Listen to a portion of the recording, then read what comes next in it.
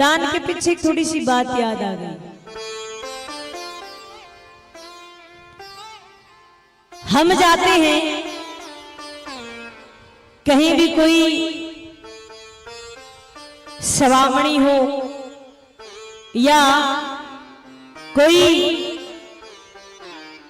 प्रसादी हो, वहां हम जाते हैं तो क्या करते हैं, हम प्रसादी लेकर आते, यही तो करते हैं। और कुछ माताएं ऐसी होती है जो बेचारे डब्बे भी ले जाती है साथ में, बोले मेरी बहू नहीं आई उसके लिए भी दे दो, हैं? अच्छा ये बताइए, प्रसाद लेना, सवामनी खानी गलत है या सही है? आज भी है शायद प्रसादी, पर ये बताइए सही है या गलत है? सही, सही तभी है तब आप 100 रुपए का खाते हो और 200 या 150 अगले को देकर आते हो, तभी वो सही है? और तुम खाकर तो आते हो 200 का और देकर आते हो 11 रुपए, वो सही नहीं है। और साथ में माताएं तो बेचारी इतना लालच कर जाती, बोले ओ मैं जा रही तो तेरे लिए भी ले आऊंगी, और डोली डब्बी और ले जाती है साथ में। ए भाया भर दे, माने भी चाहिए जी हमारी बहू घर आए, हैं? नहीं,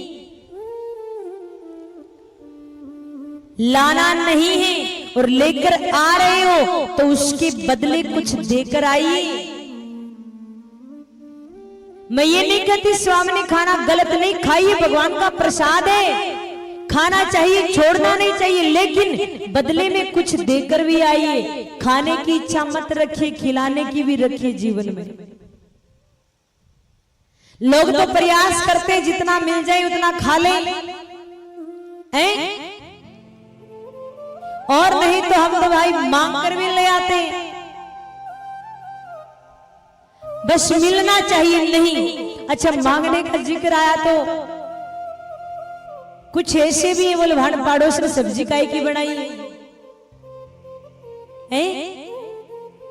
बोले सब्जी ले आते पड़ोस में, अच्छी बनी होगी।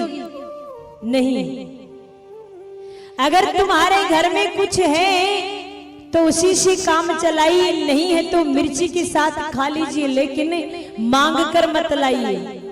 अगर तुम्हारी इच्छा मांगने की है तो फिर भगवान भी तुम्हें उसी लायक बना देता है कि तू मांग मांग कर ही खा। क्यों? तू कर्म तो कर नहीं सकता,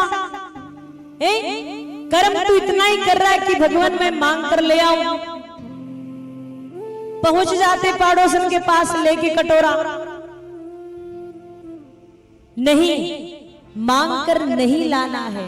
नियम बनाइए, हमको भगवान ने जो भी दिया है हम वही पा लेंगे भगवान का प्रसाद समझकर, लेकिन किसी के यहां मांगने बिल्कुल नहीं जाएंगे। किसी का कुछ खाने की इच्छा मत रखिए, खिलाने की, देने की इच्छा रखिए, और ये इच्छा आपके अंदर जागृत हो जाएगी ना तो भगवान भी आपको दोनों हाथों से देगा। लेकिन अगर आपकी ये इच्छा है कि उससे मैं ले लो, इससे मैं ले लो, इसका बचा खुचा भी ले आऊं, मांग कर भी ले आऊं, तो फिर महाराज कहता ले तू ऐसा ही कर।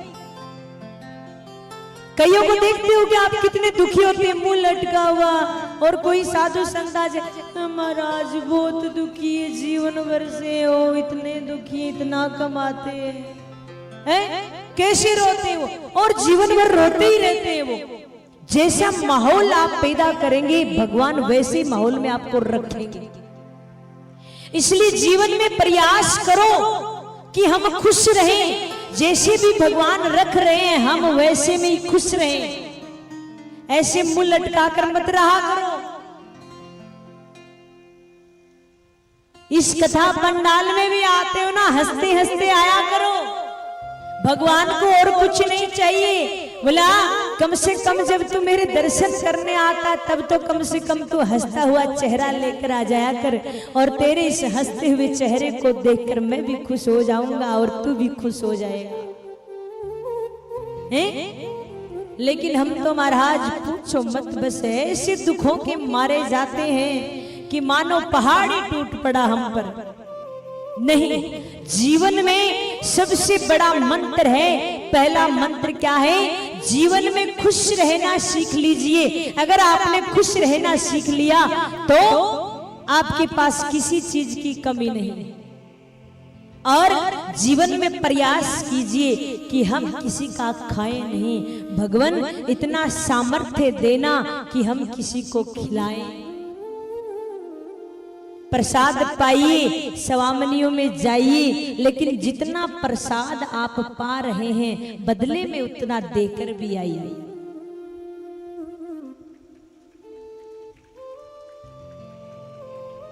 जब आप देना सीख जाओगे ना, आप एक हाथ से दोगे ना तो भगवान मेरे चारों हाथों से देंगे आपको।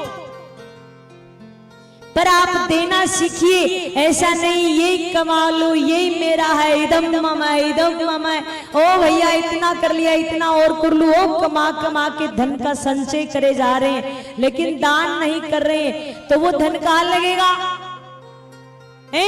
वो गलत जगह लगेगा, या तो हॉस्पिटलों में या फिर केस मुकदमों में। इसलिए तो शास्त्र कहता है कि अगर आप 100 रुपए कमा रहे हैं तो 10 रुपए का दान अवश्य कीजिए।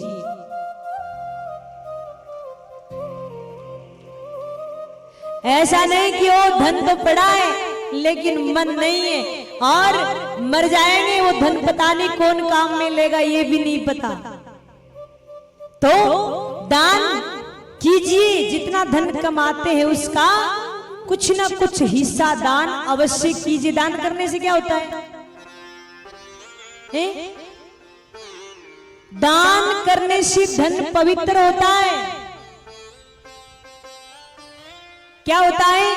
धन पवित्र होता है। इसलिए नंद बाबा ने 2 लाख गायों का दान किया। अब महाराज देखिए, वसुदेव जी जिस योग माया को लेकर आते हैं और कारागार में जैसे ही प्रवेश करते हैं, वो हाथों की जो हथकड़ियां थी जो खुली थी वो अपने आप लग जाती है, और जो द्वारपाल सोए थे सभी जग जाते हैं, और कारागार में पहुंचते ही वो योग माया चिल्लाने लग जाती है। अच्छा देखिए, एक बात और सुनिए। वसुदेव जी ने ठाकुर जी को अपने शीश पे धारण किया तो बेड़ियां जो थी वो सभी खुल गई, और माया को धारण किया तो बेड़ियां अपने आप लग गई। कहने का भाव क्या है? आप जितना भगवान की शरण में रहेंगे तो किसी की ताकत नहीं है कि आपके बेड़ियां लगा दे, और अगर आप माया के पीछे दौड़ते फिरोगे तो महाराज इन बेड़ियों से कोई नहीं बचा सकता है, इन्हें हथकड़ियों से कोई नहीं बचा सकता।